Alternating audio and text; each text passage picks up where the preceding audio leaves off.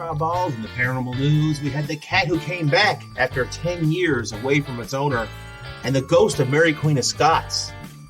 The Cryptid Corner of the show has the lizard man of Skateboard Swamp. And our special guest has a new book out that's been compared to an actual episode of The Twilight Zone. If it's odd to you, friend, it's on the odd to Newfoundland. It's the odd to Newfoundland. Ghostly greetings from your host, Jonathan. Mysteries, ghosts, monsters and lore. East Coast esoterica and so much more.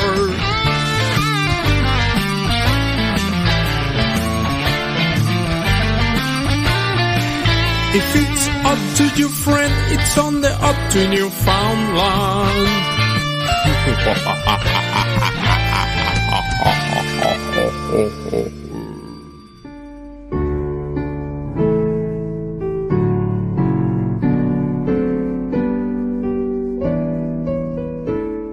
Ghostly greetings from the oldest city in North America. I'm your host, John Mallard, bringing you the best in East Coast esoterica. You, my friends, have stumbled upon the Odd to Newfoundland Paranormal Podcast. Welcome to episode 94 of your monthly paranormal variety show. 6 years of being in your ears. Having you here is better than, rain on a camper roof, or seeing your sworn enemy is after putting on weight during COVID-19. Ha ha ha. Why? Because you're wonderful. A masterpiece. Beautifully made. Important to people because you're important to me. Highly favored by your creator, or the law of averages in physics working in tandem. You, my friend, are an oddball. And on this show, your family, and we are one. 94 episodes in, 6 years in, and I'd just like to thank you all for being here today. August is here. The summer's winding down. I guess school is starting up. I'm pretty sure it's starting up in my neck of the woods. I don't know about you guys. But anyway, the kids are going back, and you're probably going to have a little bit of extra time, right? A little bit of extra time. So do me a favor, will you? Subscribe to this show. Leave yourself a little comment somewhere along the line. Maybe there's something you hear on this show that you really liked. Maybe you want to say something to our guest who's going to be on later on in the show, Terrence Hawkins. Maybe you want to ask him a couple of questions or something about his books. He's got a really good one out. It's just like The Twilight Zone, apparently. You're going to really enjoy our interview. I really do think. Just to check in a little tiny bit with me now, of course. It's been a pretty rough couple of months, I think, in everyone's life due to this whole COVID thing. And I just hope everyone's doing well. Everyone in my family is healthy and safe, and that's all that matters. I hope the same thing is going on with yours. I see my numbers have started to increase in the United States, which means only one thing. Most of you are over the COVID virus now. You're over it. You're over it. Or, I actually think it's because people are commuting back to work. Some work is starting to open up now, and people usually listen to this podcast on the way to work. They have an hour-long commute. Perfect. Throw on John and all of his crazy friends. Betty and Laura back this month to celebrate 6 years as well. They were so good to me this month. They actually got their stuff in super early, and Betty just totally goes on a total, spiritual rampage for almost 25 minutes. I think you're going to love this one for Betty. She said it was spiritual diarrhea. She said she just had to let it all out, and which didn't surprise me at all because I hadn't seen or heard from Betty in a couple of months. So it was really nice to have her back for the show. And Laura's actually got a pretty cool piece this show too, although it's not as long as Betty's. It's only a few minutes long, but it's actually kind of cool, man. She's talking about social distancing that's been going on in the animal kingdom for very many, many years, with a focus this time on the plant kingdom, where she's actually talking about how plants have distanced themselves and stuff. It's really, really neat. So stick around. I think you'll love that. Betty's rampage, Laura's crazy plants that, just need their own personal space. And of course, Terrence Hawkins, who apparently wrote a book. It's just like watching an episode of The Twilight Zone. Stick around for all that. Now, before we go any further, of course, it's important we shout out all of our new subscribers on Podbean. I'd like to say thank you to Chantel, Toke Dowding, Golden, R11669T. I don't know who you are, but thanks so much, whoever you are. Victoria and Emma. Thanks to you guys, you have unlocked the horrible para-joke of the show. So are you ready for it? Oh God, this one's probably one of the worst ones I've ever told, actually. This is so bad. I thought twice about it, but anyway, here we go. Okay. Why did the ghost go into the bar? for all the booze. Oh, God. I can't even slap my knee. That was so terrible. It was just god-awful. So 6 years. 6 years of this show. Lots have changed in my world in 6 years, my God. But I can say this much. One of the most consistent parts of my life has been my wife and my show. And my wife is actually in the room with me right now. She's back there doing her doll thing. Say hi to Steph. Hi. That's my wife back there. She's trying her best to be quiet. We actually have our own room now. We're sharing a studio kind of thing. I built my little podcasting hovel corner, and she's got this doll studio, and she's making these lifelike dolls. They're called Reborns on the Rock, and just a pretty cool thing that she's picked up this amazing hobby apparently that's been inside her for many, many, many decades that we had no idea about, and here we are. She's actually selling these things online. So you'll see that link actually go up now very soon on the Newfoundland Paranormal podcast page. The reason why I haven't promoted my dear darling wife recently is because I took a Facebook break. It was like the 20th of July, and I was just like, you know what? I have got to check out because there was just so much going on that was just, I couldn't handle it. I needed to take a break from just the negativity that's on there between people constantly attacking each other. Just a very, very sad story about a family here in Newfoundland that actually lost their son, who's only 4 in a horrible accident. I think about that. I think about some other things that were going. It was just, you know what, time to pull the plug and just chill. And I'm glad I did it. But here I am. I'm back today. It's the 1st of August, and the first thing I do is promote my wife. So there you go. All right. Moving right along now. Let's jump into the paranormal news. We've been doing this for 6 years. We should be getting pretty good at this by now. I'll see you on the other side of the ad. Before we dig in and get going with the paranormal news, just want to do a big shout out to our current sponsor, Acusanis.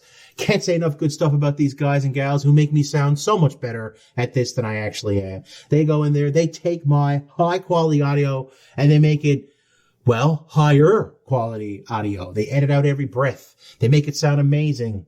Oh, who am I kidding? I'm the one doing all the work. But you see, they've made it so I can do these things with the turn of a dial. For instance, this show, let's talk about the Acusanis voice leveler. What an amazing piece of equipment. This simple little thing can turn a podcasting interview just into something you don't have to edit as much. And that's so important if you're into podcasting as much as I am. And a lot of my paranormal friends out there are. Let's say you got a guest and they're talking too loud through Skype and you don't really have time to adjust their levels. Next thing you know, you got to record. Boom. You got a very loud speaker and you're more of a quieter one. So what you got to do? You got to go back and change their voice in Audacity or whatever, editor you guys use. And you got to make them quiet. And that's time consuming, especially if you're getting into hour-long interviews like some of these shows do. So Acusanis is amazing. Imagine just highlighting your work and just going right into that noise leveler, that voice leveler, and with the turn of a knob, it edits it for you. That's right. It does the work for you. I mean, come on. I love these guys. And you think the leveler is cool? Man, just wait till you see the noise removal system. And my personal favorite, the deverberator, which actually takes the echo out of a room. This is like a must-have for everybody out there who is into this kind of stuff. You gotta do it. Anyhow, check out Acusanis. The link will be down in the show notes.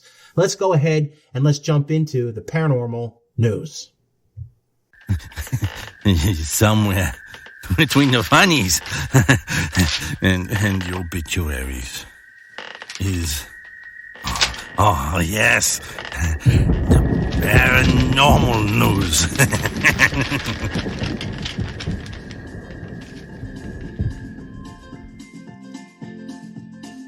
There's a voice that keeps on calling me.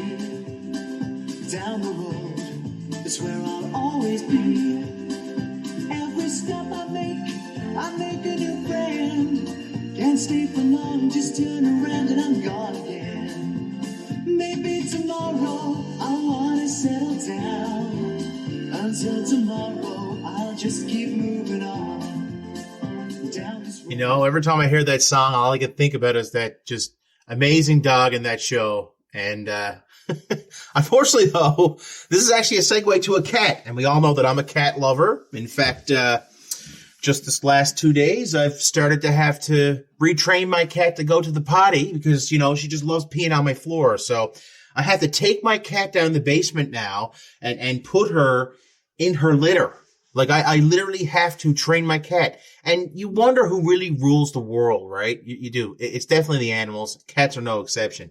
But anyhow, why in the heck would I play that song leading into a story about a cat? Well, this cat really was the littlest hobo. After 10 years, a microchip brings a Utah cat home to her owner. It's a heartwarming story about what is unquestionably one tough little kitty. Everybody loves a good, touching animal story, and this one is no exception. But it's not often that you come across a story that makes you feel this good. A Utah woman has just been reunited with her cat that left to roam the world on its own more than a decade ago. This story begins in the late 2000s. Back then, the woman in question, who was chosen to remain anonymous, was just a high school girl with a black and brown cat she named, well, Mocha, of course. While we don't know the details, we can assume that their life was nothing out of the ordinary for a high schooler and her cat. That was, of course, until the day that Mocha went missing. To this day, her owner doesn't know how Mocha got away. Maybe she slipped through the door that was left ajar, or maybe even a crack window, but that is beside the point. Her disappearance left the poor girl devastated. She and her family looked for ages, but the cat was nowhere to be found. She didn't want to eat, nor did she want to go to school. The only thing that mattered to her was to find Mocha. Time pressed on, and the hopes of Mocha ever coming back grew dimmer with the passing of each day. Finally, the girl and her family were forced to concede that the cat was gone for good. This had a big impact on Mocha's owner, but eventually she was forced to move on from the loss. A city animal shelter in Utah recently posted. Why are we suddenly mentioning an animal shelter here? Well, the answer to that should be pretty self-evident. Very soon, in early July, a person came to the animal shelter and brought with them a cat. It was a black and brown stray that had been feeding for the past 10 years as a kind of an outdoor pet.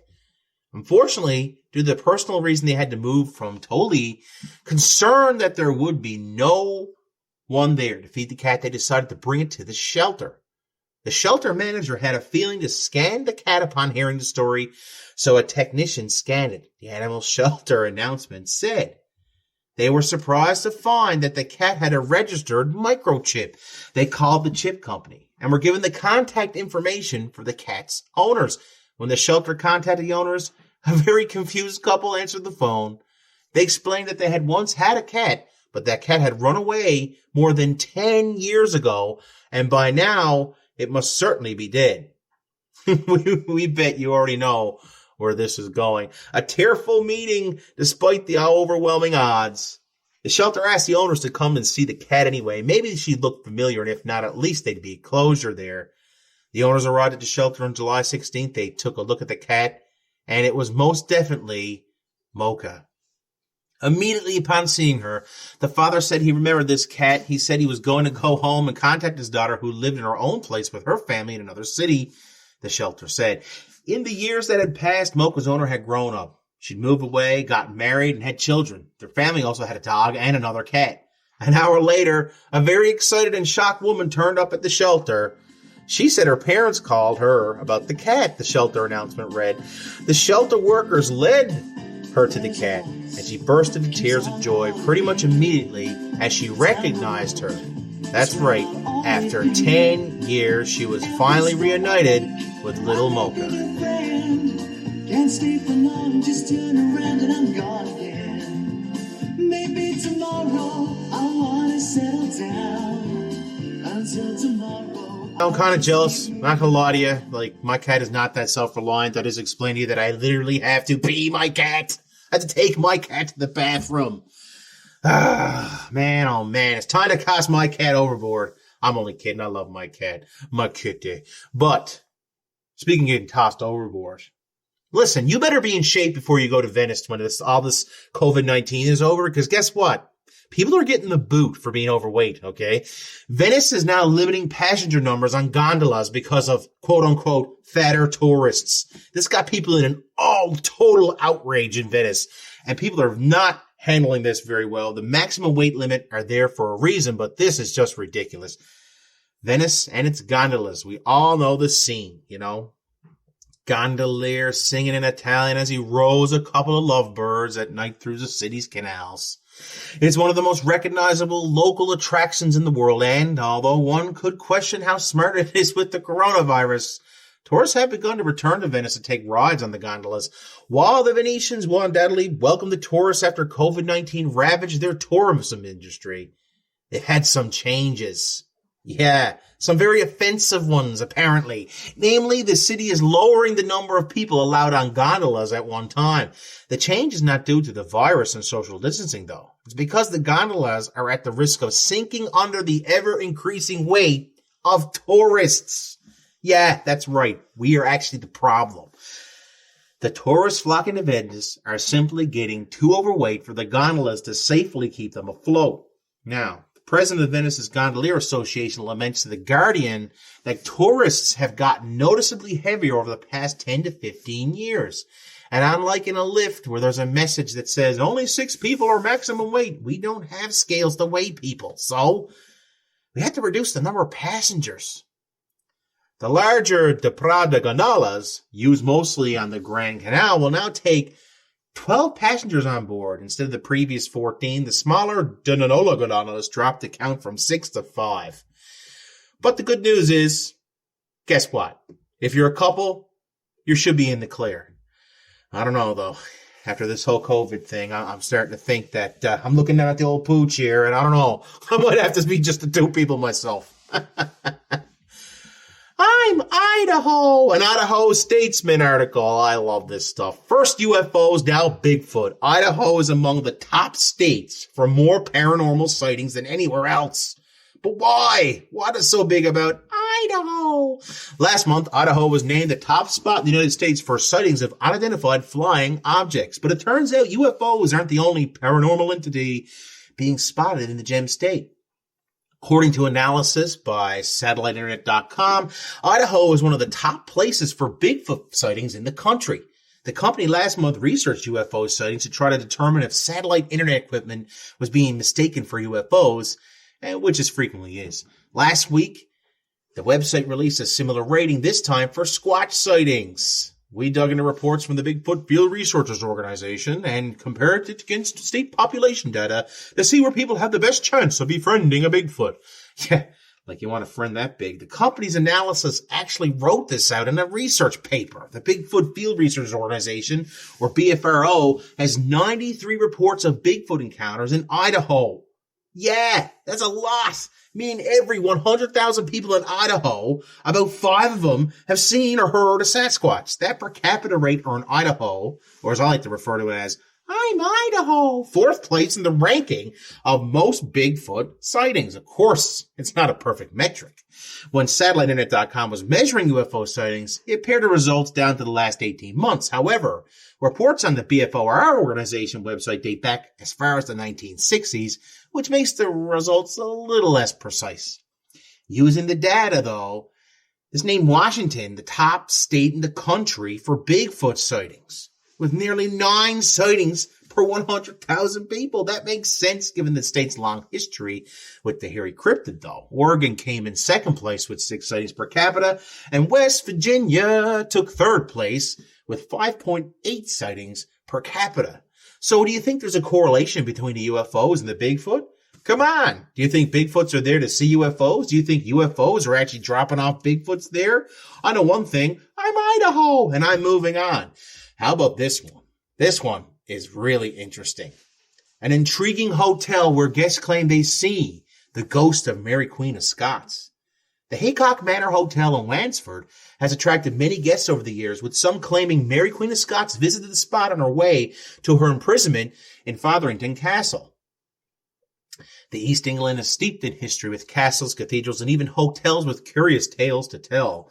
Many hauntings are afoot. One particular spot in Waynesford, near Peterborough, has become a place of interest to those learning about the past and those fascinated by the paranormal, reports the Cambridgeshire Live. The stunning Haycock Manor Hotel dates back to the 16th century and is a former coaching inn by the banks of the River Nene that is thought to have been visited by some famous faces over the years. Amongst the notable guests is said to be Mary, Queen of Scots, once spent the night at the hotel herself. It's claimed that Mary, Queen of Scots was lodged at the Haycock on her way to her imprisonment and later her execution, which could explain why she might be sticking around. Mary was buried in Peterborough Cathedral, but 25 years later, her son James I had her moved into an ornate marble tomb in Westminster Abbey to rest alongside her cousins Elizabeth I and Mary Tudor.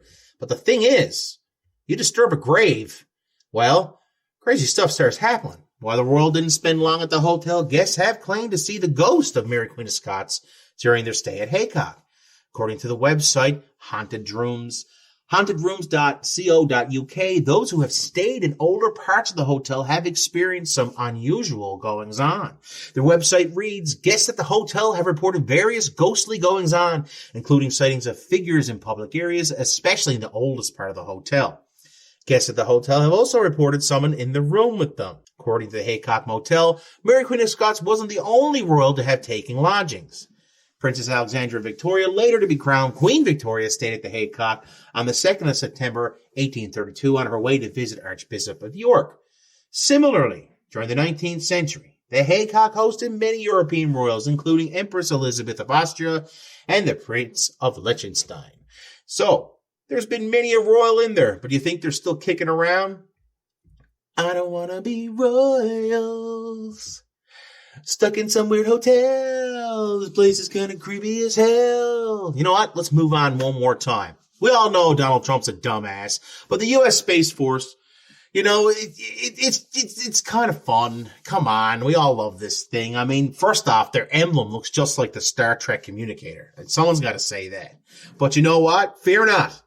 For the U.S. Space Force has hired a new employee, one who will have you chomping at the bit to find out who he is. The founding of the U.S. Space Horse, the U.S. Space Force last year took the world by surprise and slight amusement. Granted, it was a logical step in the global's arms race to see who will end up dominating the last frontier. After all, it's not like the U.S. is alone in shooting for the stars. The space wing of the U.S. military is therefore simply a tool to keep up with foreign military powers. To this end, the U.S. has stopped at no expense, and there's been a lot of expense, to outfit its valiant astro warriors with only the latest, most high-tech equipment. Like this beautiful Mustang variant that they just got.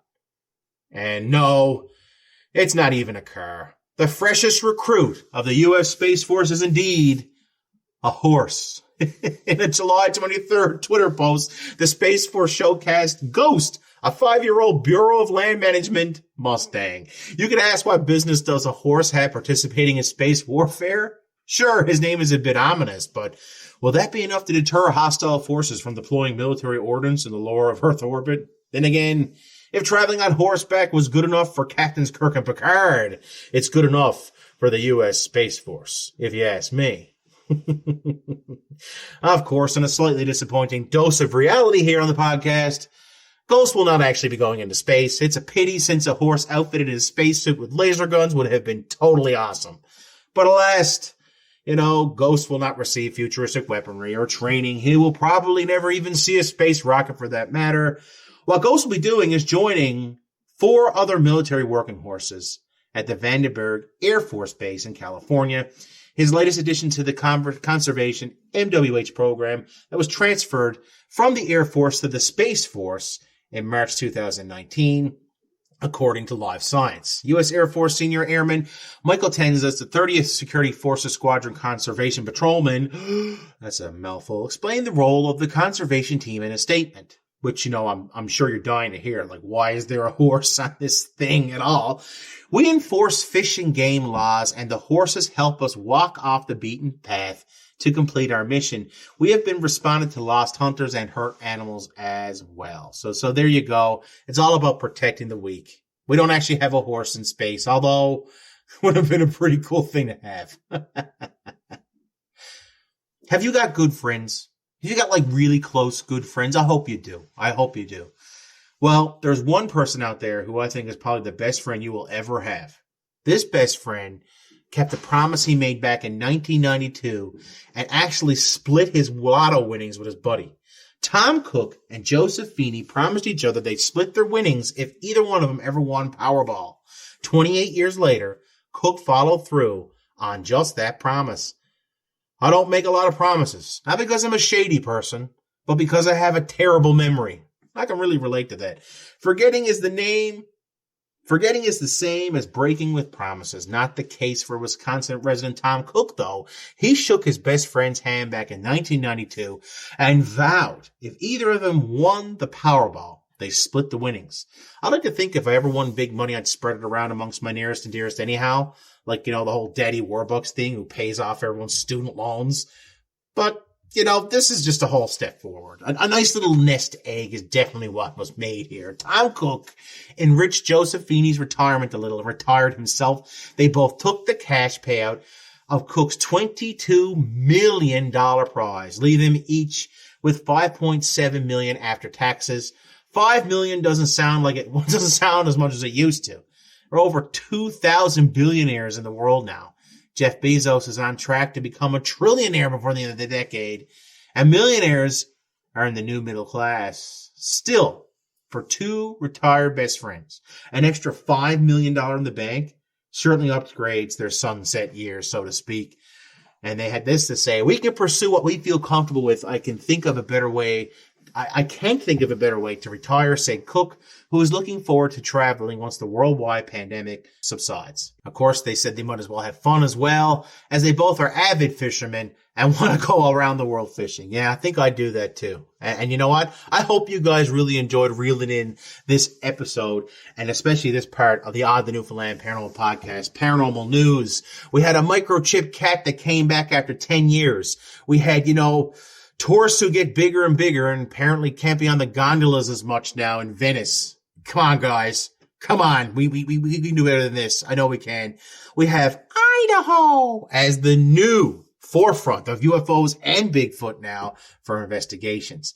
A very interesting story of the ghost of Mary Queen of Scots.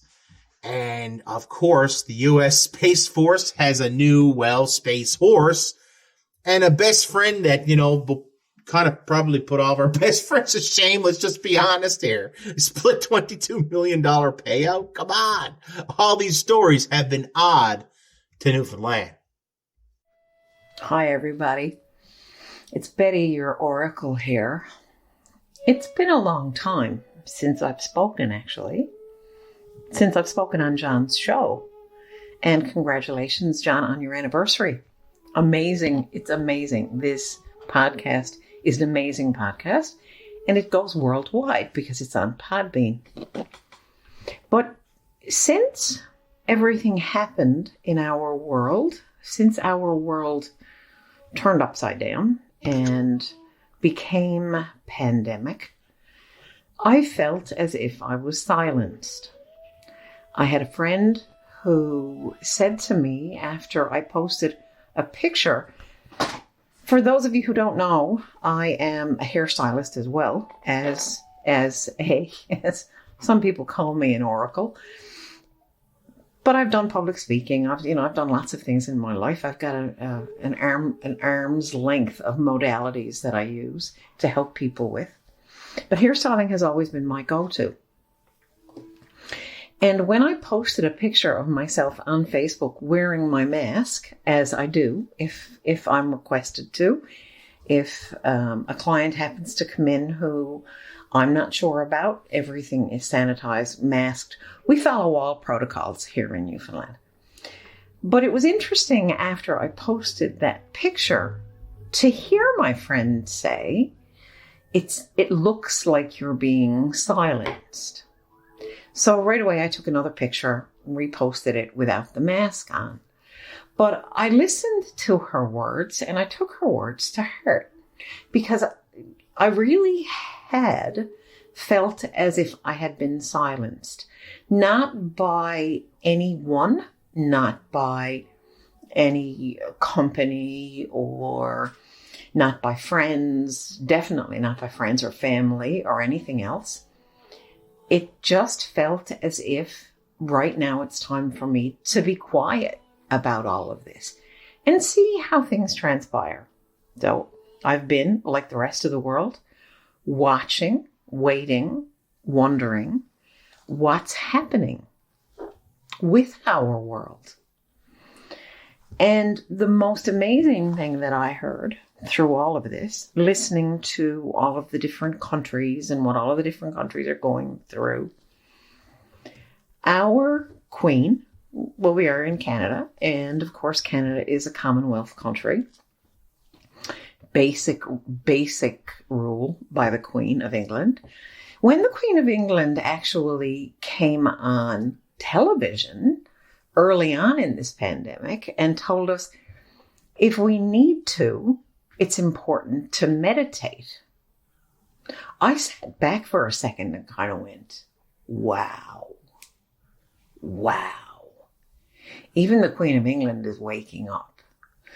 So I'm seeing this time of being closed down, locked down, quarantined, whatever word describes whatever it is we're going through right now. It feels like everything around us is changing.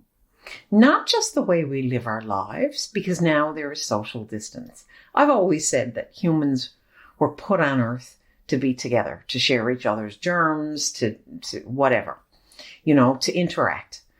We can still interact, but we can interact safely. We don't need to throw our germs all over everybody.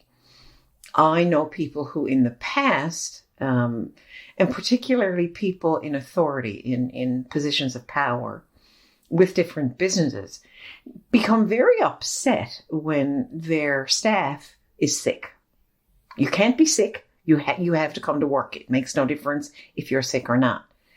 And in those days being any time before 2020, we weren't asked to wear a mask and come into work sick. We weren't asked to quarantine ourselves until we're better, to give ourselves the 14 days to get rid of whatever it is that we have. We weren't asked any of that. We were told we had to keep the wheels of finance turning. Okay? The wheels of finance stopped in March or April or whatever. We weren't out buying all of this excessive stuff that we don't need. The biggest was, and the funniest in my estimation, was the toilet paper issue, which is still, it's insane in my mind. However, a few people have said to me, what is it? Why did people do that? Why did people run out and buy all of this toilet paper? And I just reminded the few people who said that to me of the word hygiene. So when we say the word hygiene, just think, where does your mind go to right away? The bathroom. It's hygiene. You clean everything up in the bathroom, in private, because that's hygiene. It didn't have anything to do with hand washing. Now, at one point, early on, we were told that we should wash our hands about every 20 minutes, every half an hour.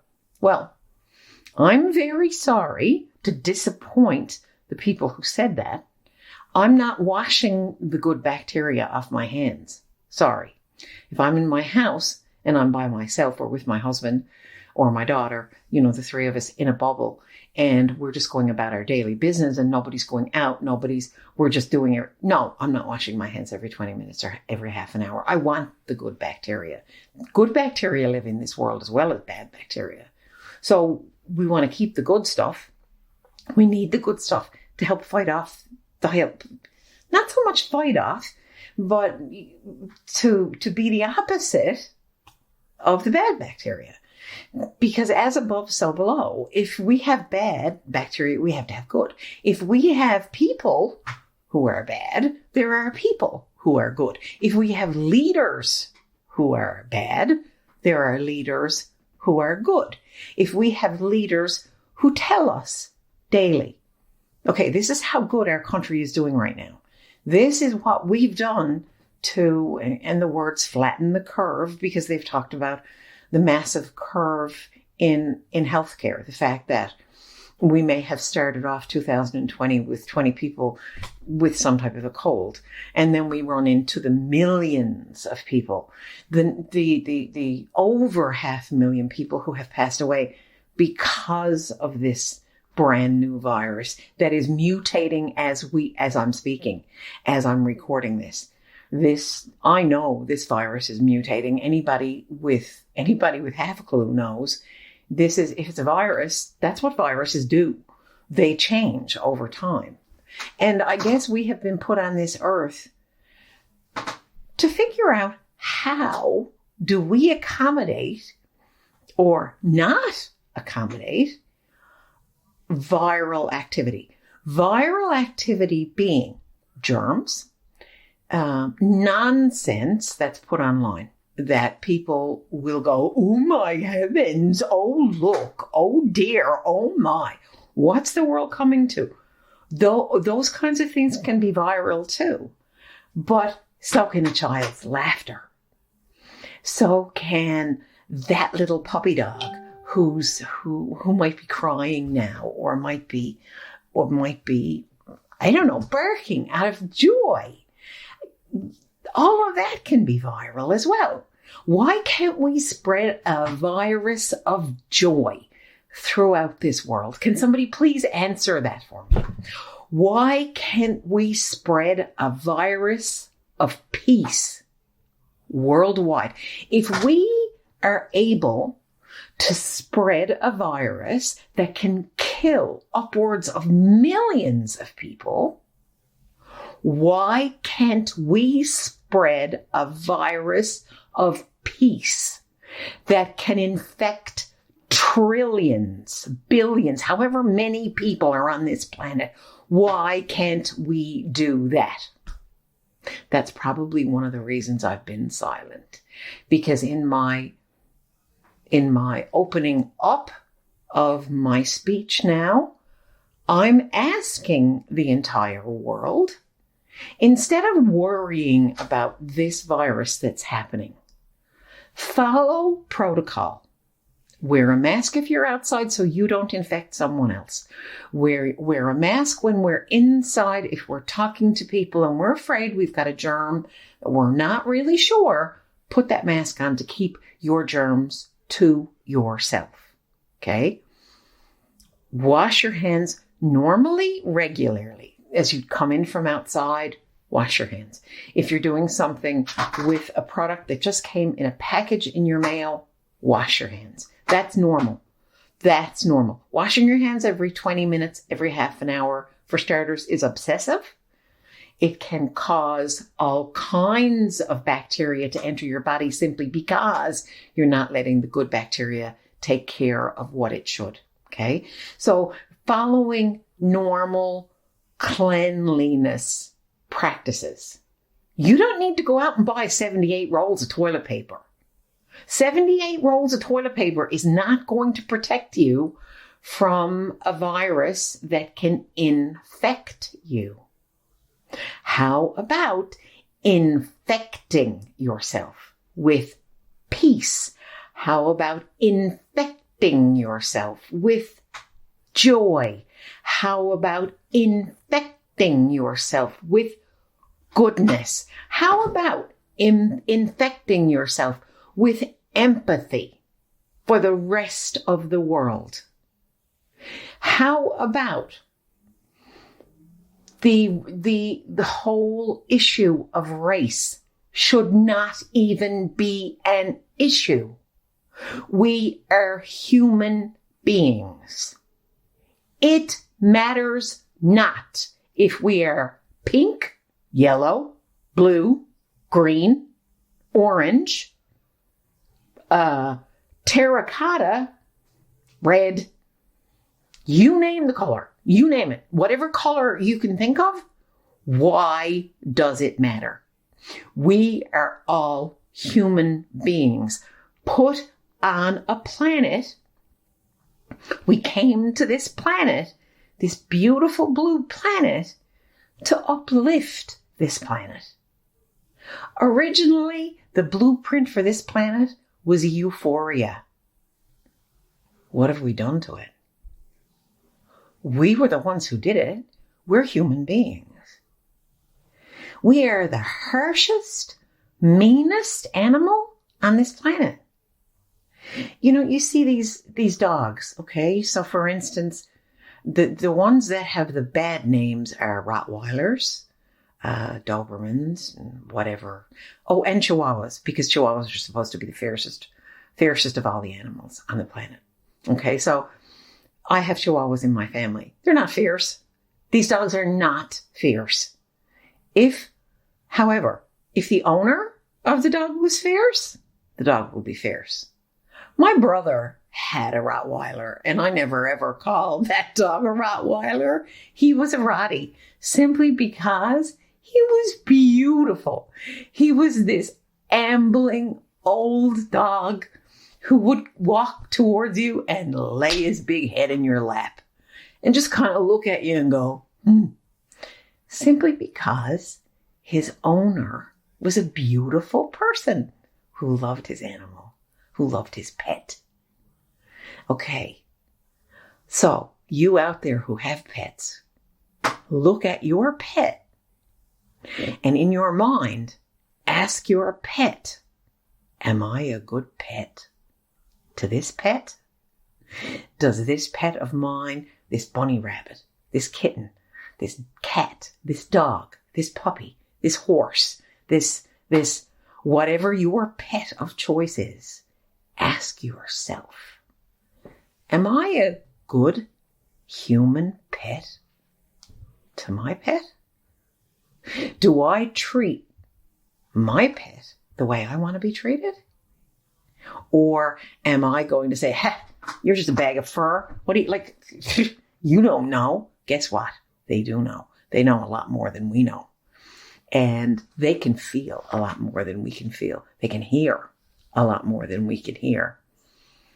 My goodness, I could go on and on and on now for hours simply because I guess I haven't spoken in so long. But I'll just give you a few insights of what I was going through during this pandemic. In the beginning, during the lockdown, in the very first weeks of the lockdown, I have to say I felt a peace that I haven't felt in a long, long time. About 6 weeks in, after several events that happened with me, personally, physically, I started to feel the overwhelming sensation of sadness more than anything. And I think it was a collective sadness worldwide. Simply because I look at my favorite city in the entire world, and my favorite city in the entire world is New York City. When I watched what was happening, my heart broke. It actually broke. Because this city, it's the absolute truth about, there's a song that Jay-Z and Alicia Keys do, and it's called The Empire State. And one of the lines in it, the streets will make you feel brand new. Its lights will inspire you. And it always did. I actually trained to be a hairstylist in New York City in the 70s when it was the years of bad cops and all the, getting mugged. And never once did I see any of that. None of it. I saw lots of beautifully fresh cut flowers. I saw lots of beautiful people who treated me like a queen. So I have nothing bad to say about New York City. But now, it just breaks my heart to know that the country is being decimated by this illness. And I'm not going to mention anything political at all. I'm not a political person. However, in this instance, I understand that the United States needs help. The United States needs more than our help. The United States needs help that we as human beings can't seem or don't seem to be able to provide. I do see over the next couple of years a major division between the United States and Canada, simply because we're Canadian. Listen, what more can I say? I mean, that's been the Canadian thing. You know, if you say the word A after anything, you're definitely Canadian. Well, I don't say A after everything. I generally say, what do you buy? Because I am a Newfoundlander and I do love this province. And today I actually speak with a tiny tinge of fear because for the first time in a couple of months now, our border is opening. We have as of this minute, which is 5:20 on Friday, July the 3rd, we have no COVID. Our island is COVID-19 free. What's going to happen over the next 2 weeks? Who knows? I live in a little fear with that. I wish that the airports would not necessarily stay closed. Yes, welcome to our own. Please do not bring your germs to our island. Please do not. I know that there are several factions in the U.S. that are apparently now, only heard this morning, there are people partying in the United States and they're offering prizes at these parties. And the top prize at these parties is COVID-19. And it's who can catch COVID first. I think that's a little bit over the top right now, especially for people whose immune systems are compromised at all. So having said all that, I didn't mean for this to be a pandemic chat, but that's what's been happening over the past few months. And a really good friend of mine is an astrologer who last year predicted all of this. She predicted something really, really heavy is happening at the beginning of the year. So most people who live on our island know what Snowmageddon, what happened when we had this event called Snowmageddon. To those of you out there who are not Newfoundlanders and don't have a clue what Snowmageddon is, back in January, we had a snowstorm that dropped 90 centimeters of snow on us. Now, I'm not a centimeters person. I know there are 2 centimeters, 2 point something centimeters in an inch. So we received over 45 inches of snow in one snowfall. It was very scary. It was, for a lot of people, it was horrendous. It really was. We did have to call in our forces, our armed forces, simply because the cities here needed the help in clearing the snow. And I totally get it. Totally understand it. I was behind it 100%. We thought that was the big thing that was going to happen. No, it wasn't. So when the lockdown happened, we realized, okay, here we are. We're in the middle of it. This is it. So that was fine. We all thought, okay, we're in the middle of it now, and when this is over, everything will be fine. Well, we found out that no, this is not the end of it. This is the beginning of it. I paused when I said that because I hope a lot of people heard me and I hope a lot of people listened. This is the beginning. I want everyone to make themselves ready and not to be in shock, not to be jolted, Not to be terrified or anything else, just be aware. What we have coming this fall is what we've never seen before. Now, we thought Snowmageddon we'd never seen before. We who are over 60 years old in Newfoundland remember winters similar to what we had. Nothing with that type of snowfall, but we over a full winter, we would get that amount of snow. So that's not an unusual. What's coming for this fall, I fear, is an unusual for us in this century. It was seen in the 18th century, in the 1800s, sorry. So the 19th century, but not in this century. None of us have seen it. So I want everybody out there just to be prepared. I'm not scaring any. This is not meant to be a scare tactic for anyone at all. So put your awareness cap on. If you feel the need to go out and buy 70,000 rolls of toilet paper, do it now. You know, if you feel the need that you're gonna need to buy, I don't know, wood for your fireplace, whatever, do it now. Get it done before the end of September, please.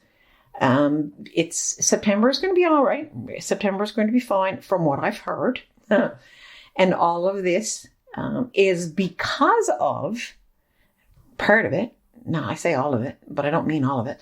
Part of it is because of the alignment of the stars. Okay, the stars and the planets. And that's what it comes down to. But understand one more thing. All of this is leading to something absolutely beautiful and absolutely amazing. And I want to leave you with that. I want to leave you protecting yourself and your family and all of those around you. Every single loved one around you, every person that you even like.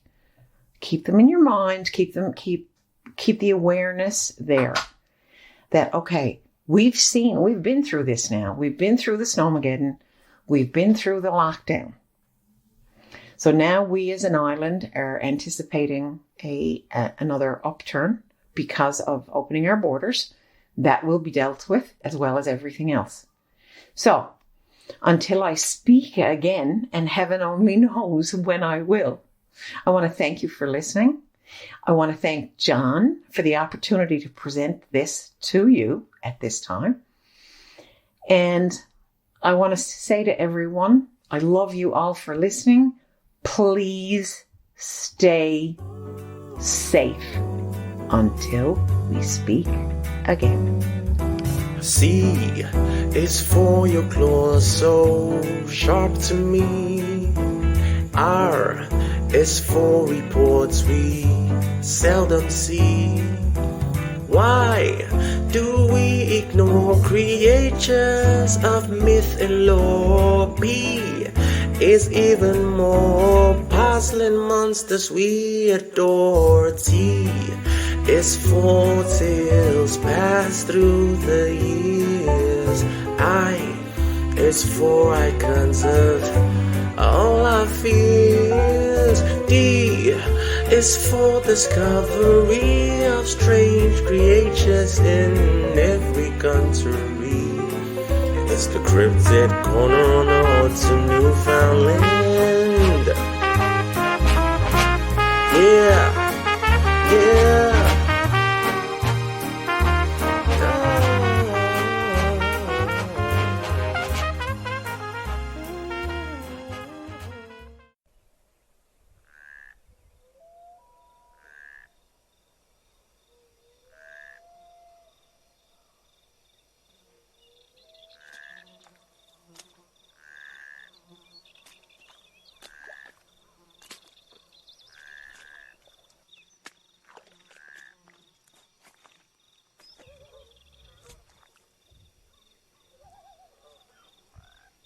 In the folklore of Lee County, South Carolina, the lizard man of Scape or Swamp, also known as the lizard man of Lee County, is an entity said to inhabit the swampland of the region.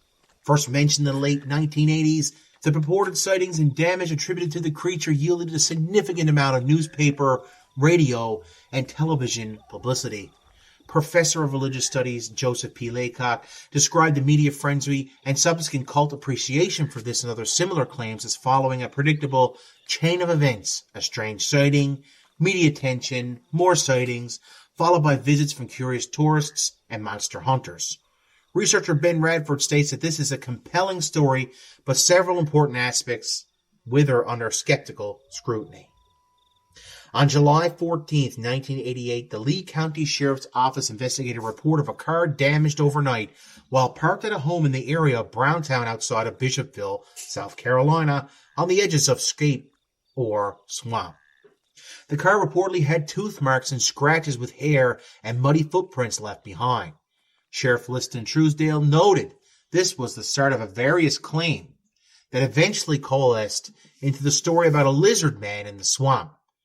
Prompted by the news of the vehicle damage, 17-year-old local Christopher Davis reported to the sheriff that this car was damaged by a creature he described as green, wet-like, about 7 feet tall, that had 3 fingers, red eyes, skin like a lizard, and snake-like scales. According to Davis, he was driving home from working the night shift at a fast food restaurant when his car got a flat tire. After fixing it, he saw a creature walking toward him. Davis got in his car and began to drive, but the creature was soon on top of the car. He applied his brakes, causing the creature to roll off the car, giving Davis enough time to escape. Coverage by newspapers and media resulted in increased attention for his claims. Local businesses began selling Lizard Man t-shirts, and the local Chamber of Commerce encouraged the media attention as good for the community. The increase in newspaper and media publicity prompted further reports of sightings, and the area soon became a tourist attraction for visitors and hunters alike.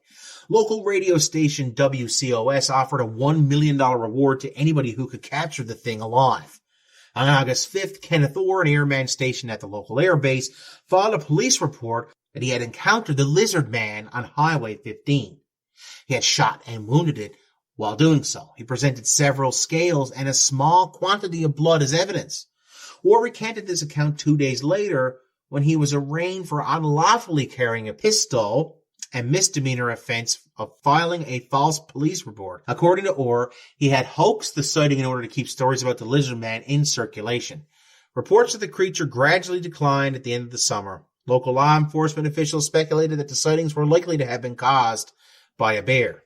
In 2008, CNN mentioned the lizard man legend in a story about a couple of Bishopville, South Carolina, who reported damage to their vehicle as well, including blood traces. The blood traces were subsequently found to be from a domestic dog, though the local sheriff suggested it may have been a coyote or a wolf. In 2015, local television station WCIV featured photos and videos claimed to be the lizard man, allegedly taken by unidentified individuals. In August 2017, the South Carolina Emergency Management Division sent a humorous tweet regarding possible paranormal activity during the solar eclipse that passed over the area, hinting that people of Lee and Sumter counties should remain vigilant for sightings of the lizard man. So what do you guys think? Is the lizard man the real deal? Whatever he is, or whoever he is, he certainly deserves to be right here on the Odd the Newfoundland Paranormal Podcast's Cryptid Corner. And welcome to Dr. Laura's Lair.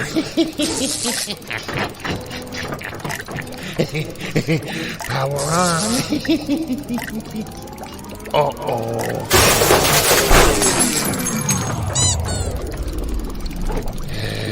I'll get the broom. Happy anniversary to the Odd to Newfoundland Paranormal Podcast. And of course, happy anniversary, John. With all the talk of social distancing and masks and COVID-19 disease, I've been really wondering, is distancing something that we see in other species in nature? Would you believe that this may happen in trees?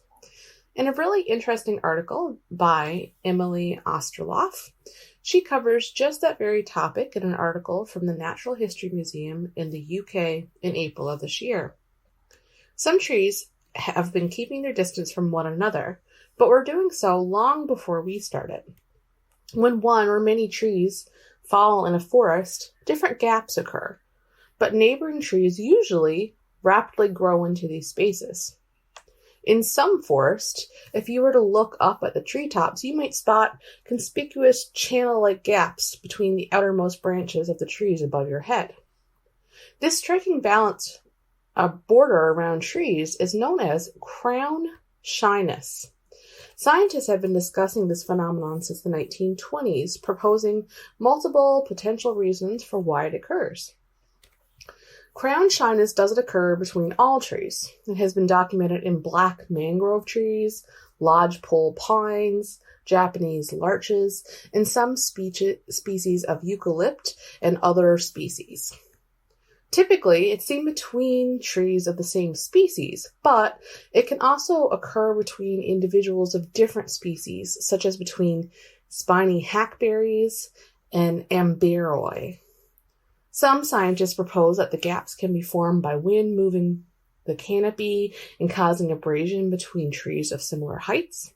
The branches and leaves and buds of neighboring trees scrape against each other, causing damage and breakage. A 1955 study of eucalypts in northeast Australia, where severe wind often causes contact between trees, convinced scientists that abrasion led to the death of trees' sensitive growing tips, resulting in these spacings. Subsequently, in 1984, research was published on an area of Costa Rica dominated by black mangroves. Scientists picked 22 pairs of trees of a similar height at random and measured the distance between them during still conditions, as well as their maximum horizontal movement during gusts of wind. They found that during calm conditions, the branches interlocked like loosely fitting pieces of a jigsaw puzzle. When the wind gusted between the branches would often touch and become intertwined. The branches at the edge of the crown shyness gaps were generally found to have broken twigs and fewer leaves than more protected parts of the canopy, suggesting interaction with other trees was a key cause of damage. As well as occurring between neighboring trees, the crown shyness phenomenon can also occur between independently swaying branches of a single tree. If abrasion is the primary cause of crown shyness, you would expect it to be more pronounced among trees in highly windy locations, like Newfoundland and Labrador, than those growing in sheltered spots. But this was not found to be the case in a study of Monteverde Cloud Forest Reserve in Costa Rica. This cloud forest is frequently subjected to high winds. They regularly exceed 100 kilometers per hour in some places during the winter. Little difference was found in the crown shyness of trees in windy areas compared to more sheltered areas. The scientists observed that trees in the more wind-swept locations had adaptations that make the trees resistant to strong winds, such as thicker trunks and shorter, stouter twigs. These adaptations would minimize the ability of branches to clip neighboring trees during the wind. Despite this, there was some evidence of dead twigs at the edges of the trees, suggesting that the wind does not actually cause the abrasive contact. While abrasion is likely to cause crown shyness in some cases, it may not be the only one. In a study of crown shyness in the Malay camphor tree, there was found to be no evidence of direct abrasion. The scientists studying these trees suggested that in this species, crown shyness may instead be caused by the tree's growing tips being able to sense light and so stop growing when they are near the foliage of another neighboring tree. Research shows that plants can detect a frequency of visible light called far red light, which can tell how close they are to their neighbors. They can also use the blue light in the spectrum to avoid growing in the shade. As with animals, plants also compete for resources, including nutrients, water, space, and light to survive. In forested areas with dense canopies, there is an intense competition between plants for light. It is possible that the gaps in the canopy resulting from crown shyness allow trees to increase their exposure to light and then optimize the process of photosynthesis. While scientists are still debating the potential causes of crown shyness, there have been also some suggestions for it having additional positive side effects. Crown shyness can let light reach the forest floor, which would benefit other plants and other animals that may in turn be beneficial to the trees. Additionally, by having branches that do not physically touch those of their neighbors, trees may also be able to limit the spread of harmful leaf-eating insects and potentially also the transmission of harmful diseases from tree to tree. Oh boy, nature is so fascinating. Now that we got to the root of that question, take care, everyone. I have to make like a tree and leaf, but don't forget to social distance and wear your mask as you are able. Attention all Podbean, iTunes, Stitcher, and TuneIn radio listeners. The Odd to Newfoundland Paranormal Podcast brings you the best in East Coast esoterica on the first of every month.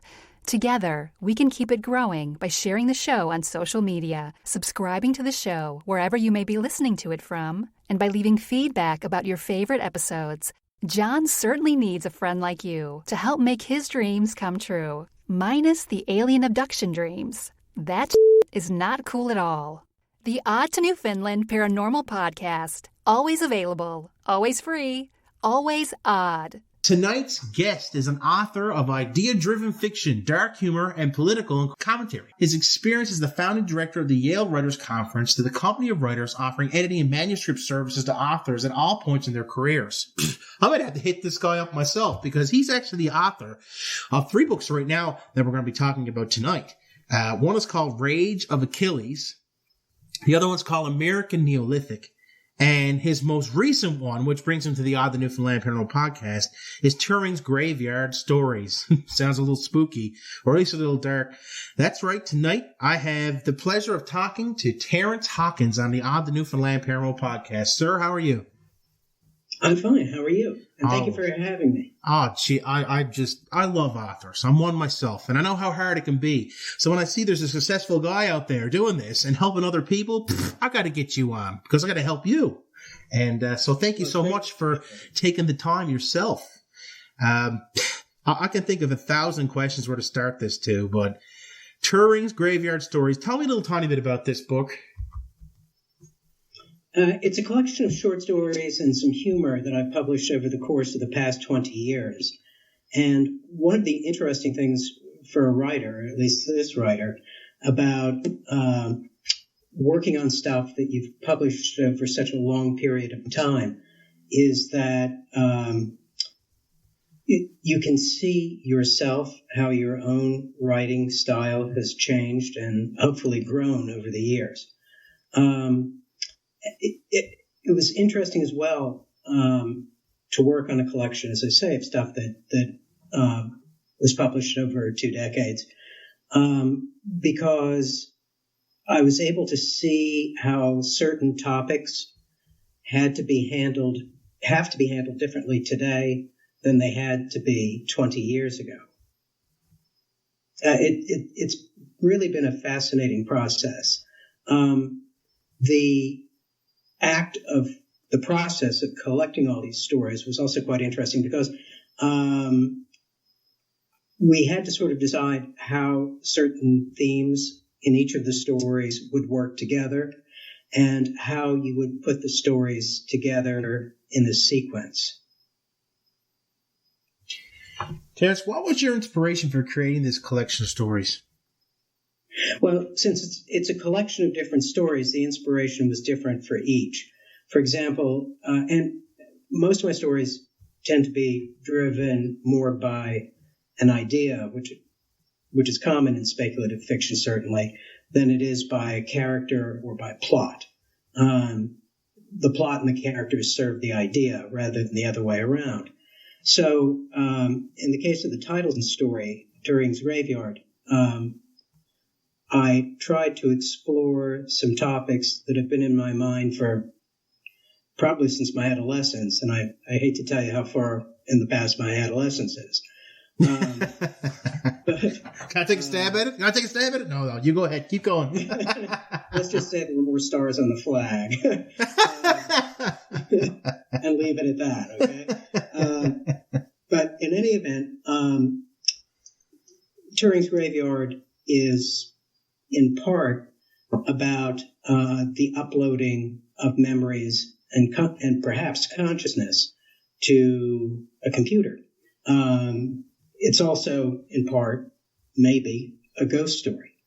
But it also concerns what's known as Turing's challenge or Turing's paradox, which is very topical now in a time in which true artificial intelligence seems to be on the very near horizon. Turing's challenge, and for those of you who may not have heard of him, Turing was the title character, by the way, in the movie The Imitation Game. He was the father of modern computer science, and he posed this paradox. Let's say two people are communicating by teletype, if you can remember what a teletype is. And they communicate every day. It's their job. They exchange weather reports, stock prices, something like that. And over the course of years, they develop friendship. They start talking about their families, talk about the weather, things like that. One day, one of them is going to retire. And he says to the other guy, I understand he's never met this other guy, hey, tell you what, I know you're on the other side of the world, but why don't we manage somehow to get together? We've been friends now for 20 years. And the person on the other end says, I can't. I'm a machine. So Turing's question was, if a machine can imitate a human being so perfectly that it fools the human being, what difference does it make? Is that machine a person? So that's one of the ideas behind the title story.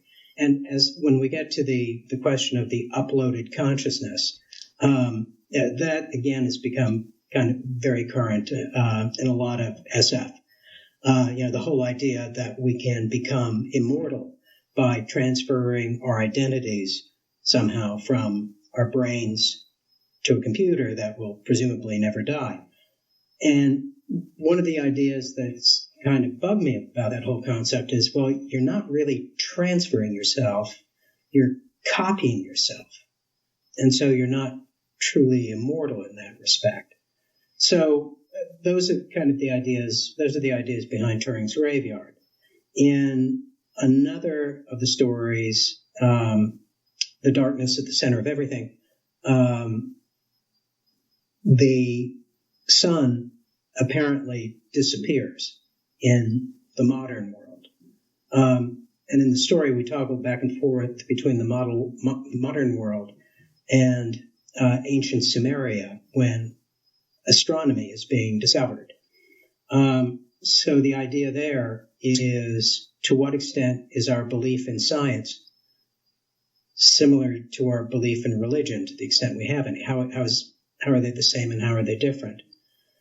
And then finally, to give you a third example, which is timely given the fact that this is being recorded on, I believe it's Maundy Thursday, right before Good Friday. There's a story, a first-person account of Jesus' time on the cross. And the question that I deal with there is what the real significance of the crucifixion is. Because even as a boy in catechism, I always used to wonder, well, if Jesus knew he was God, why was the crucifixion a sacrifice? And I try to answer that in some ways. Awesome stuff. We can't say, a collection of stories, without having multiple genres in there. And, certain topics reoccur in the stories, of course. And, well, most notably is religion and infidelity. First is, who hurt you? but why? Why religion and infidelity? Like, over and over. Like, what's up with that? What's going on here? Well, religion isn't one of my personal preoccupations, or at least I don't think so. But as I did mention, I referred to catechism, and you asked who hurt me, so those two questions tend to go together. I do think, however, that religion has really been a central preoccupation of most people for most of time. This really, a friend of mine, John Crowley, the fantasy writer, and I were talking about Hilary Mantel's Wolf Hall, the first installment in the trilogy, which is set in the early reign of Henry VIII. And Crowley said that what Hilary Mantel got wrong in that book was that even though people think about religion a lot, they didn't think about it enough for the book to be accurate, because people thought about religion all the time. And I think that's been true for most of our history, most of Western history, at least. Perhaps, though, I may be a little bit skewed in that respect, because religion is very much a part of American public life, which it is not, I understand, in Canada. So that may drive some of it as well. As to infidelity, I guess I have to say infidelity has certainly driven a lot of literature. It's been an important topic in many writers' work. It does make me a little nervous to see that, to see people catching that. And I have to tell you, sometimes I don't see things in my own work until it's been out for a while. Sometimes I catch things in my own work as I'm writing them that were unintended, but seem to form a pattern. So when that happens, I try to push them further. For example, slightly off topic, in my novel American Neolithic, I noticed that one of the protagonists seemed to be using a lot of Catholic themes in his narrative. That was completely unintentional. It was just coming out in the narrative, and I decided to push that a little bit further consciously. But a lot of this comes out unconsciously, and I suppose when my wife hears this podcast, I'm going to have some explaining to do.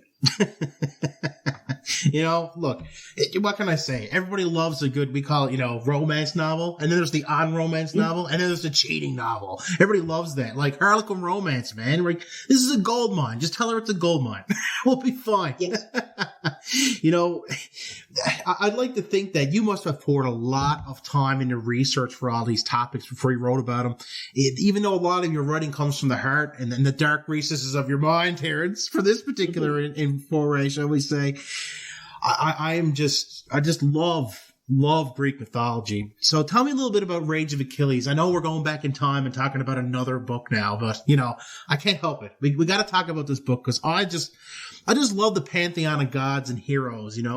I love this. So tell me a little tiny bit about that book and how you took this, really the Iliad, really, and turned it into like kind of a modern spin kind of thing, and made it more like you made it more realistic. Like you took something that was written in an older language and really made it really more modern. So tell me a little tiny bit about that.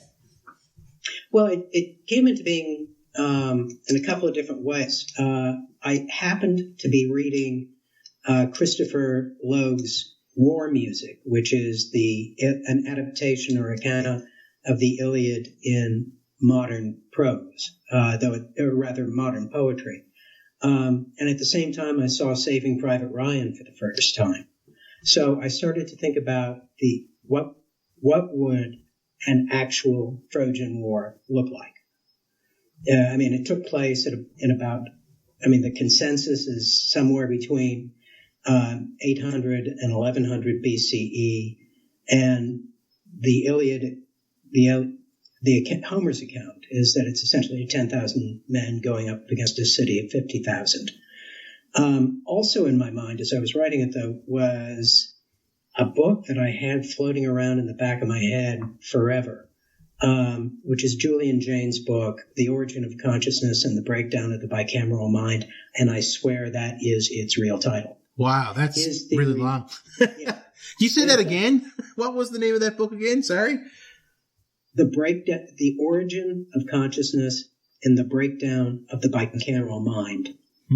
And believe it or not, it is a hot topic right now because a whole episode of HBO's Westworld is called The Bicameral Mind.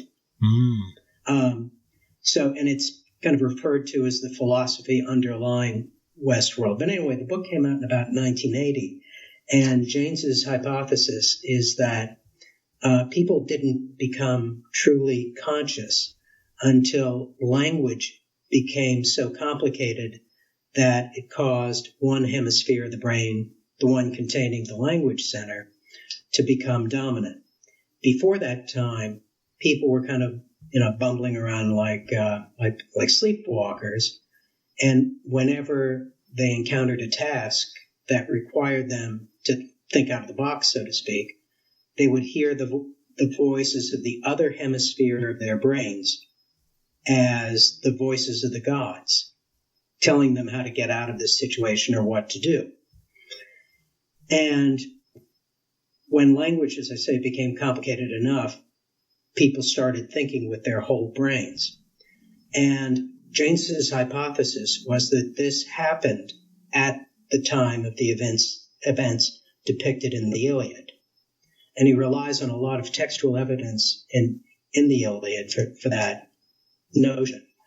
But what I try to do, there are elements of the bicameral mind theory in the text, but what I really tried to do is stay close to the idea that it really happened. That is, that there were 10,000 guys on the beach for 9.5 years at the time of the Iliad. And that's not a pretty situation. And I also tried to think about what Bronze Age warfare would really look like. And that isn't a pretty picture either. The actual events of the Iliad cannot have been nearly as heroic as they were depicted to be. And because the book is driven, as I say, in part by James's theory, the gods do appear, but they appear as hallucinations to men, and in one case a woman, under extreme stress, which in this transitional period between the bicameral mind and the modern mind is the only time the gods really appear. To me, it's always about, just watching all those old movies and even cartoons, and just how much those gods are still very much a part of our pop culture, really. Oh, yeah. How many times did you hear about Hercules and, and Hermes and all this stuff? And, it's interesting that, just that all those characters, but really what they are, they're archetypes, really. And it's interesting that they're still very prevalent and can still really weave a nice story even to this day. Well, maybe not nice, more like blood and gore in your case, right? Yeah. Well, one of the fascinating things about the Greek pantheon is that it was universal in the ancient world, just with the gods had different names. So that, Zeus was Jupiter in Rome and Osiris in Egypt. So speaking of these characters, I'm sure you have your own original ones as well. How do you come up with your own characters, Terrence? For me, I've never written fiction. I've always been nonfiction writer myself, but, I'm blessed with what I write about already exists or might exist. We're not really sure. But with you, it's kind of got to make up those names, those faces, those places. What really helps you create those characters? Well, many of my characters are, I won't say they're thinly veiled real people, but they are amalgams of people I actually know. And, I'll do things like transpose their names. Speaking of noticing things in your own work and transposing names, I've noticed that none of my male characters have ever had a first name. I have no idea why that is. I just noticed it a couple of weeks ago, and it's been consistent for 25 years or so. But when I tend not to think up too many characters in advance, but rather let the story tell me what characters I'm going to need. For example, to refer back to American Neolithic, I was wondering whether one of the protagonists needed a girlfriend. And I was walking down the street and I saw somebody I know and I said, oh yeah, that's her. So it is dictated in part by the needs of the story, in part by chance. Speaking more about, towards the characters and archetypes and stuff like that, it's time for me to ask kind of one of those oddball questions. I got to do at least 3 per interview. So here comes the first one, Sure. Okay. As a writer, what would you choose as your avatar or spirit animal? I don't think for me, it'd have to be a dog. Well, there you go. See, now this is going to get real interesting. Tell me a little tiny bit about why that would be. Well, I'm a dog person. I have always been a dog person. Aww. And it's funny. My people have asked, I've been referring to protagonists in American Neolithic, and there are 2, one of whom is a Neanderthal. And his voice, people have commented on his voice. And I always tell them that I think I am channeling my last dog, because I always thought that if he could speak, he would have spoken in that voice and with that diction. And you know what? If you ever need someone to voice that caveman, I do voice and character work for different novels. What's the best way for, I know I'm kind of jumping the gun here, but you're a bit of a mentor, let's be honest, to other writers out there, right? You became a mentor at Visible Inc., which is a creative writing program for cancer survivors at Memorial Sloan Kettering Hospital, which I think is just a beautiful thing. In fact, the reason why I do everything I do, the reason why I got into the paranormal and alternative thought is because of my father, who's a cancer survivor. And so I feel like it's important to kind of jump out there. But, what advice do you have for people out there right now who they kind of already put the pen to the paper, they got some ideas, but they don't know what to do next? So what would be your first piece of advice for aspiring authors out there? Well, I do think that for every writer, the fear of the blank page, or now the blank screen, is almost paralyzing.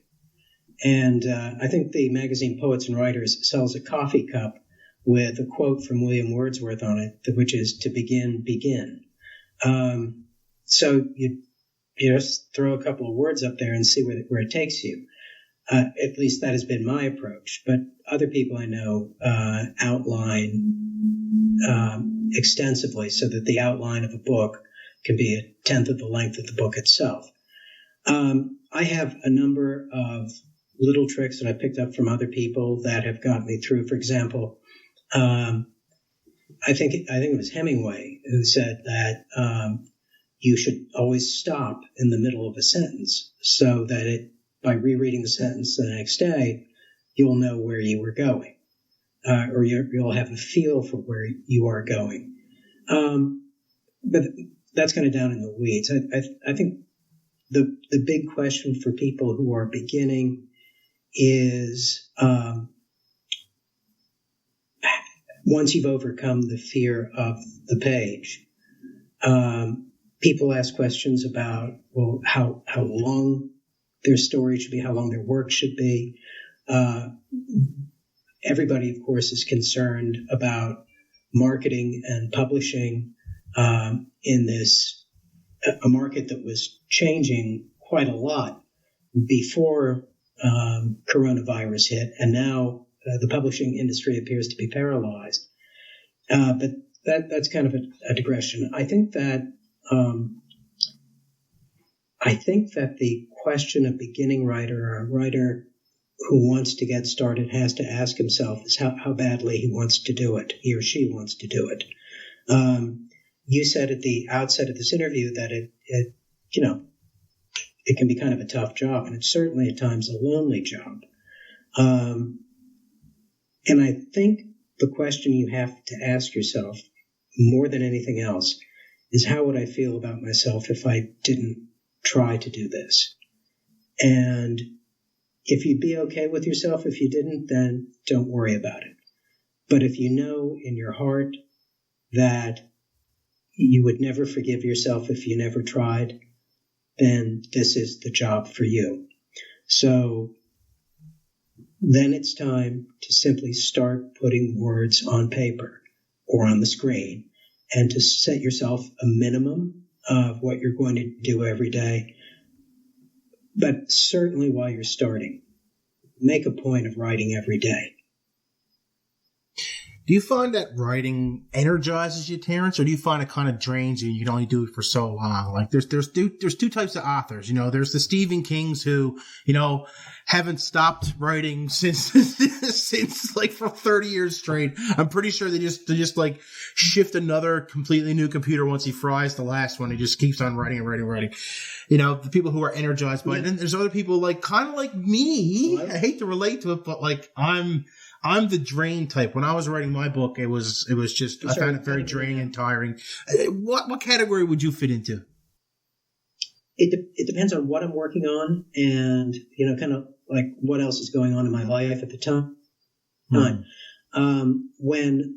this really isn't quite yet a direct answer, but, I wrote my first two books. I wrote primarily on the weekends and primarily at night, because my nephews and nieces were very young at the time, and my wife would babysit for them. So I would have an 8-hour stretch every night to work. And I could work, at that point, I could write for 5 or 6 hours straight. And over the course of a weekend, then I might get 1,000 words or 2,000. Actually, 2,000 words was the average. Recently, and by recently I mean in the past couple of years, I've become a morning writer. In fact, let me correct myself a little bit. When I was writing The Rage of Achilles, most of it was written at night and on weekends on the schedule I just described to you. But there are a couple of chapters that were written in the morning because I just wanted to see how that worked. And I've asked people if they could tell whether there was a change in the style or the flow at any point during the book, and the answer usually is no. So I've come to the conclusion that it doesn't, in my case at least, make a substantial difference as to when you write. I don't think, though, to get to the Stephen King question, I don't think I could write that much. I mean, I'm just not that prolific. I won't say that I'm the kind of guy who agonizes over every word, because usually when I have a flow going, I can knock out 400 words at a sitting. But if I'm not ready to do that, I just don't do it. Interesting stuff. Did I dodge the question successfully? Listen, man, you did a great job. I guess the idea, though, is that, some people are drained by it, some people don't, and it's okay to be both. You know what I mean? Like, and then there's the other part of it too, where you get on this big writing tear for like 3 or 4 hours, and you're doing great, and you're pumping all kinds of word, and you're like, oh man, I haven't spelled anything wrong in a long time. I'm doing great, and then you look up and you're like, wow, I haven't eaten in 6 hours. Holy crap, I'm tired. Wow, I have a beard. When did this happen? Like, like these kind of things happen as authors. So it's interesting that you have that. This is a paranormal podcast, and I always ask people, have you ever had any kind of an experience in your life where made you kind of go, something's not right here, or something's kind of strange? Some people talk about deja vu, some people talk about their own ghostly encounters. Is there anything that's happened to you in your own life, Terrence, that you might want to talk about on the show tonight, just to kind of add to the paranormal portion of the show? I was thinking about that in connection with the book. So if you'll let me digress a little bit and sure, try to see if the back of my mind can come up with something there. I first heard the expression cryptids on your show. As I was preparing for this recording, I listened to some episodes, and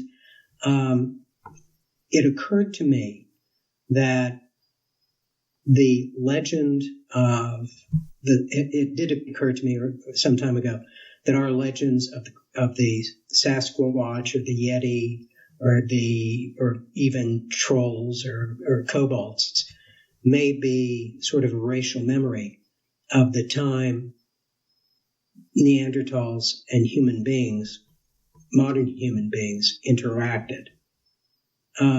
So I kind of throw that out as an idea. And of course, since American Neolithic concerns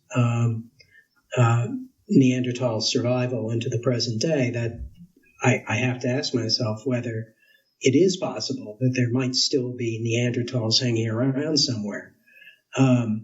Because certainly the little people, there's a human species recently discovered on the island of Flores in Indonesia, who are known certainly to have gone extinct just 16,000 years ago.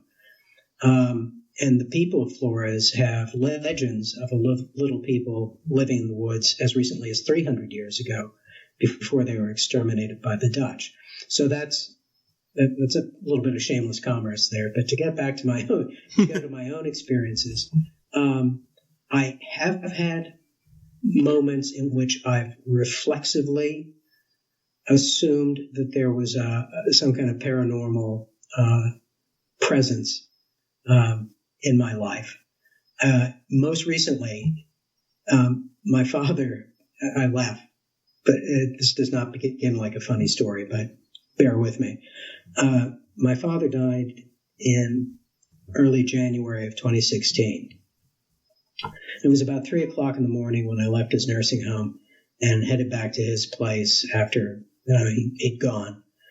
The first weird thing that happened is that I have Sirius radio in my car, and I never, ever listen to jazz when I'm driving, especially because I just driven 12 hours.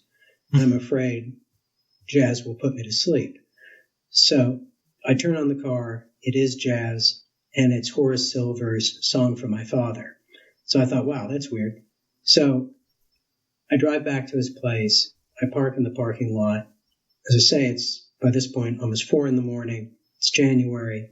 There's black ice all over the parking lot. I get out of the car, my feet slip, I land flat on my back, and without thinking, I shake my fist at the sky and said, "That wasn't funny, goddammit." So I assumed he was behind it somehow.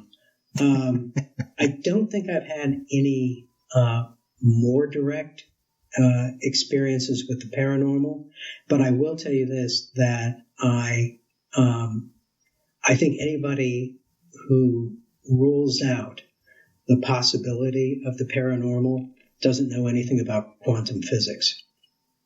Absolutely. Oh my God, you just opened up the can of worms, Terrence. You did it. Way to go, man. Because we're going to go all double slit experiment. And that's just the start of this stuff. You know, how we influence light just by in the room. Like, there's all kinds of stuff in science. As we get smaller and smaller, we get more and more paranormal.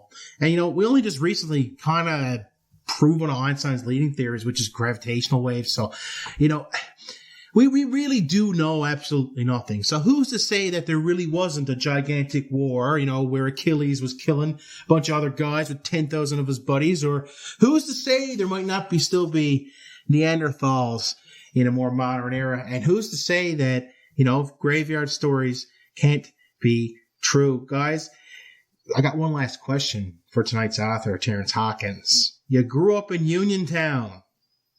Yes, I did. Yeah, and guess what they shot in Uniontown? I never ever heard of the movie American Rust, but I do know what the Night of the Living Dead is. How has your hometown influenced your writing? Let's give them a big shout out before we say goodbye. Well, it's funny. My hometown actually is the entire basis for one of the stories in Turing's Graveyard, which is called Coal Town Heart. There was, in the center of town, this kind of Addams Family mansion that had been abandoned for long enough for it to be completely covered over with ivy. The windows were boarded up, so on and so on. The rumor I heard when I was a little boy is that it had been the home of the Princess of Taxes.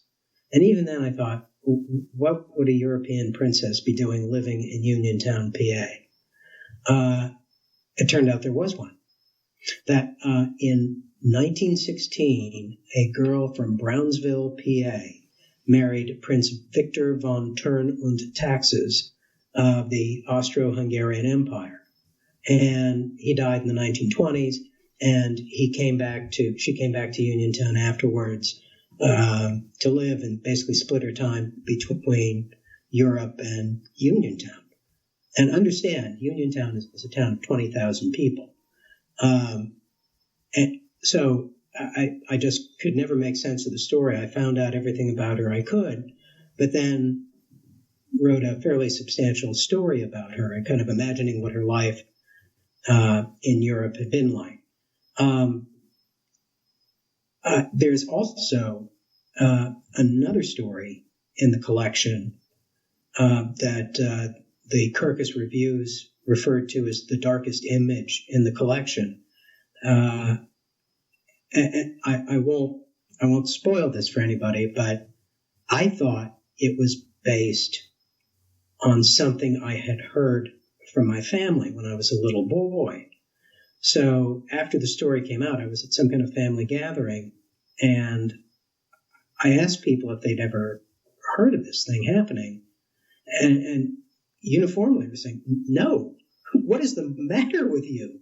How would you even think of something like that? So, but I have a very clear recollection of where I was when I heard the story that apparently is completely a product of my imagination. So, and to go back to the protagonist in American Neolithic,